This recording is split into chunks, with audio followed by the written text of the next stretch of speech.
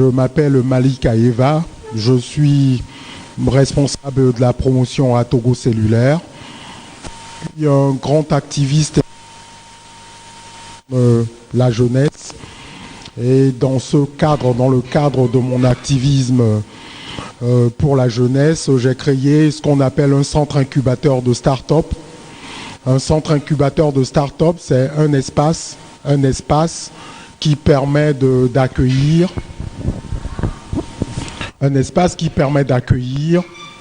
d'encadrer, de coacher des promoteurs ou des promoteurs de micro-entreprises. Le thème que les promoteurs de ce forum ont souhaité que j'anime est comment utiliser le réseautage pour booster vos ventes ou votre entreprise, pour booster votre entreprise. Je rappelle le thème, comment utiliser le réseautage pour booster votre entreprise. Il paraîtrait que dans nos pays en voie de développement, aujourd'hui on parle de pays émergents, il paraîtrait que sans relation on ne peut rien faire. On ne peut pas réussir sans relation, notre entreprise ne peut pas grandir ou se développer. C'est vrai ou c'est faux? En réalité, c'est vrai en partie. Eh bien, c'est ce qu'on appelle le réseautage. Réseautage. D'accord. Mais nous allons échanger avec vous au sujet de ce mot-là, réseautage. Et puis, nous allons lever l'équivoque.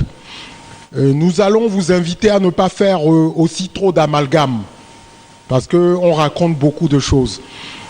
Vous vous retrouvez avec des grands frères qui sont là le dimanche, qui frappent à votre porte, qui viennent avec un poulet ou une pintade pour dire qu'ils sont en train de construire leur réseau. Vous retrouvez les gens à attendre dans les salles d'attente des boss du matin jusqu'au soir, sous prétexte qu'ils sont à la recherche de réseau. Vous retrouvez des gens sur des cours de tennis en train de jouer au tennis alors qu'ils ne savent pas jouer, ils n'ont jamais rêvé jouer. Mais juste comme ils savent qu'il y a les boss qui viennent là-bas, eh bien, ils se mettent à la natation ou au tennis parce qu'il paraît qu'avec ça, ils peuvent se rapprocher des boss pour infiltrer les réseaux. Vous retrouvez des jeunes qui se retrouvent dans ce que, entre griffes, beaucoup appellent des sectes ou bien des clubs privés. Bizarres en griffes, sous prétexte qu'ils sont à la recherche de réseaux. Eh bien, moi, je suis venu vous dire cet après-midi que ce n'est pas forcément ce que vous pensez et que ces choix que certains font ne sont pas forcément les bons choix ou bien les bonnes approches. J'ai un ami qui a dit un jour, ma première relation ou mon premier réseau, c'est Jésus. Est-ce qu'il a raison ou il a tort? Quelque part, il a raison. C'est une façon de parler. Mais c'est ça. Le premier élément, quand vous voulez monter un réseau, c'est que vous devez être vous-même un travailleur. Il faut travailler dur. Vous n'allez pas être paresseux et aller crier tout le temps « réseau, réseau ». Donc si vous êtes entrepreneur, vous devez intégrer d'abord le travail. Relation Léo, relation Moulo, et doigt, Podolano. Il faut travailler dur. Travailler dur dans la durée. Attention, travailler dur dans la durée. Donc ça, c'est le premier point. Le deuxième, c'est la compétence et la confiance qui doivent être les mots clés au cœur de l'exercice. La compétence. Vous n'êtes pas compétent, mais c'est vous qui avez toutes les relations de ce pays. L'autre élément, c'est la crédibilité. Vous devez être crédible. Mettons-nous d'accord, vous devez être crédible. Vous devez être crédible. Amé à Bévouin, amé à Katafit, Katak Bwebona. Si vous n'êtes pas crédible, vous avez beau avoir toutes les relations de ce pays, vous allez vous planter. Votre entreprise va se planter. Bon, mettons-nous d'accord d'abord sur ça. Vous devez construire la crédibilité. Le dernier point, c'est que vous devez être vous-même le réseau. Ah ouais, on ne le dit pas souvent, ça. Ce n'est pas cette façon qu'on s'exprime souvent. Vous devez être vous-même le réseau. Vous pensez toujours que les relations, c'est ailleurs. Vous pensez que les relations, ce sont les autres. Et que comme vous connaissez personne et que vous n'avez pas de relation, vous vous dites que, moi je suis orphelin. Amérique même la signolo. Alors, parlons un peu des links, ce qu'on appelle les liens, les réseaux, les relations. Dans notre environnement, vous avez plusieurs types de réseaux. Il y a le réseau familial. Quand vous lancez un produit, les premières personnes qui puissent consommer déjà votre produit ou vous soutenir, c'est le réseau familial. Quoique, dans nos environnements, on est parfois surpris. Mais, en réalité, le premier réseau dont dispose l'entrepreneur qui démarre, c'est le cercle familial, le réseau familial. Ensuite, on a chez nous les congrégations religieuses, l'église ou la mosquée. Ça, c'est les coins de réseau.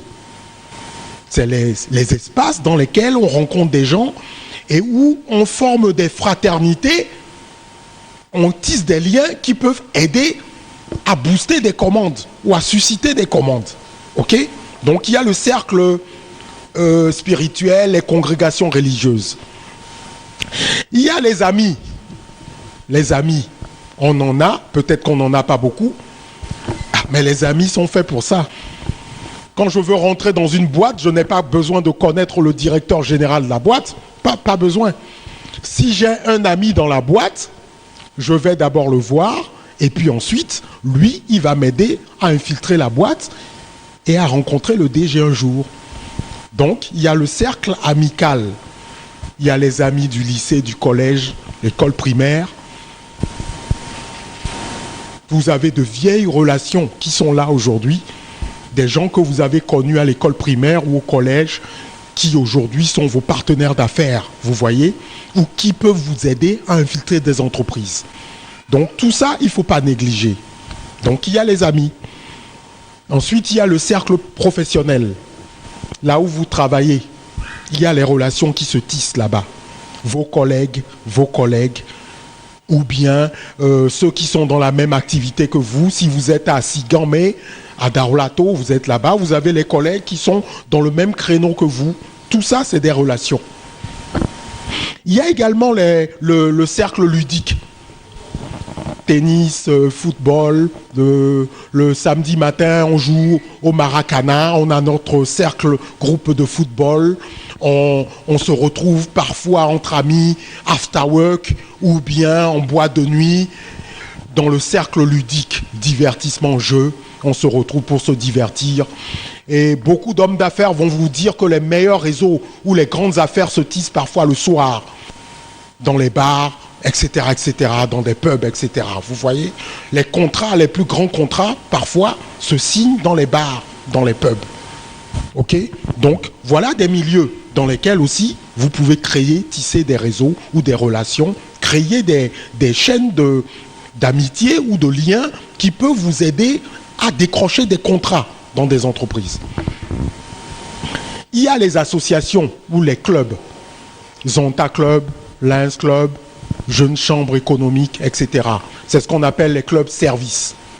Il y a aujourd'hui le virtuel qui nous a amené à créer ce qu'on appelle des réseaux virtuels avec le digital. Aujourd'hui, on parle des réseaux sociaux, Facebook, WhatsApp, etc., Instagram, Twitter, LinkedIn. Il y a le digital qui nous emmène à créer ce qu'on appelle des réseaux. Il y a des groupes. Quand par exemple vous êtes sur WhatsApp, il y a des groupes dans lesquels vous débattez, vous échangez sur des questions professionnelles, etc. Tout le monde est dedans aujourd'hui. Mais tout ça, c'est du bluff. Si vous êtes ami avec quelqu'un sur le digital, ça ne veut pas forcément dire que, en affaires, vous serez forcément de bons amis. Donc, il y a les cercles politiques qui permettent également de créer des liens. Ok ? Donc, les gens choisissent aussi ce chemin-là pour réseauter et avoir des relations. Maintenant, parlons stratégie. Quelles sont les stratégies qui vous permettent de réseauter ? Parlons des bonnes stratégies qui vous permettent vraiment de réseauter. Quelles sont les stratégies qui vous permettent de tisser des relations, d'avoir des relations ou de créer des réseaux ? Entre parenthèses, des réseaux profitables qui puissent vous aider à développer vos business, vos affaires. Quelles sont les stratégies d'approche ? Alors la première stratégie, c'est que vous êtes vous-même la marque à construire et à vendre. Je reviens toujours là-dessus. C'est vous le réseau. Vous devez vous considérer d'abord comme une marque, comme un produit que vous devez bâtir, construire. Un produit avec une histoire. Un produit crédible. Attention, un produit crédible, un produit compétent qui maîtrise tout ce qu'il fait. Un produit honnête, un produit qui rayonne. Vous devez être d'abord le produit. Il y a également votre physique. Vous devez être particulier, atypique. Votre look. Attention, je n'ai pas dit que tout le monde doit se mettre en costume veste. Attention, quand on dit votre physique, votre look, ce n'est pas que forcément, vous devez avoir un look atypique qui va avec vous. Quel est le look, le style qui vous sied et qui dégage, qui vous fait rayonner? Il y a les humeurs et les émotions qui jouent également. Avec son style, avec ses émotions, avec ses valeurs identitaires, etc., etc. Votre dynamisme, votre façon de fonctionner, les couleurs identitaires, même le parfum que vous utilisez. Quel positionnement? En marketing, il y a un terme qu'on utilise qui s'appelle le positionnement. Positionnement stratégique. Le positionnement, c'est la perception que vous voulez laisser aux autres. Ceux qui vous regardent, quelle est la perception qu'ils ont de vous? Qu'est-ce que vous dégagez? C'est la première impression qu'on a de vous, c'est avec cette première impression qu'on travaille. C'est pour ça qu'il y a des hommes d'affaires qui ne blaguent pas avec ce côté-là. Le côté impression. Un autre point. Jouer sur le long terme, ça marche toujours. Vous devez toujours travailler sur le long terme et non sur le court terme. Un autre point. Soyez toujours au courant. L'information, le nerf de la guerre. Vous devez toujours savoir qui est qui fait quoi. Qui est qui fait quoi. Je vais vous dire, l'une des faiblesses de nos jeunes actuellement, notre petite génération là, de jeunes qui courent partout là, leur problème c'est ça, ils n'ont pas l'information. Quels sont les outils techniques? Quels sont les outils techniques qui vous permettent de réseauter? Le curriculum vitae est un outil technique. Mais là, je vous parle juste d'outils techniques, hein. Rien à voir avec l'émotion, rien à voir avec des aspects psychosociologiques, l'ethnocentrisme ou quoi que ce soit. Rien à voir avec. Des outils techniques. Il est important que vous ayez un curriculum vitae qui soit bon, bien fourni. Il est important que vous ayez des cartes de visite. Il y a les supports d'information papier. Notes de présentation sur votre entreprise, sur vos produits, etc. Les flyers, les prospectus, les plaquettes institutionnelles, etc. Vous devez toujours avoir des documents sur vous. Il y a les outils digitaux. Il faut être également sur le digital. Donc il faut bâtir des visuels promotionnels qui permettent d'être présents sur le digital. Ça, nos petits frères qui sont dans ou les WhatsApp sont des champions de tout ça. Mais après, il faut apprendre à l'utiliser. Il y a les supports d'information multimédia. Tout ce qu'il y a comme documents audiovisuels, multimédia, etc., etc. Alors, parlons d'autre chose. Savoir choisir les circonstances de la création du contact. Savoir choisir les circonstances de la création du contact. Chez nous, ça fonctionne comment? Les baptêmes, les naissances, naissance d'un nouveau-né. Vous pouvez vous positionner là-bas pour activer un réseau. Les anniversaires, vous devez vous positionner sur les anniversaires pour bâtir un réseau. Le mariage, les événements heureux comme on dit, baptême, mariage, patati patata, vous utilisez l'événement pour construire un réseau.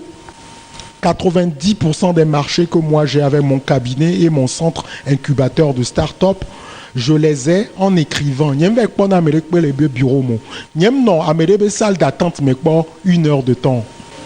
Avant-dernier point, entretenir la relation avec tact et délicatesse. C'est comme l'amour. Quand vous n'entretenez pas, ça fait quoi? Le réseautage, ce n'est pas une activité qui consiste à aller se coller aux gens, à être opportuniste, être envahissant. Non, c'est pas de ça qu'il s'agit. Et c'est ce que beaucoup de gens font malheureusement. Ils sont envahissants, ils t'appellent tout le temps pour réclamer des choses. Ils sont là, opportunistes, alors qu'ils ne viennent même pas avec des solutions. Non, ils viennent avec des problèmes. Ah oh. Mais on a des réseautages. Ah oh.